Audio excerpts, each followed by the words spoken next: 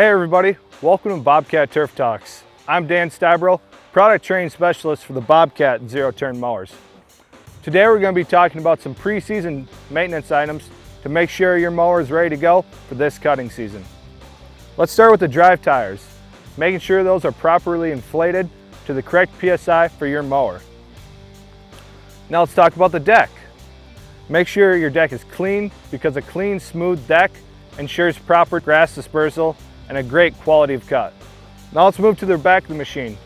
Check your fuel filter because a clogged fuel filter can cause damage to that engine. Also, check your spark plugs because worn or damaged spark plugs can cause damage to that engine.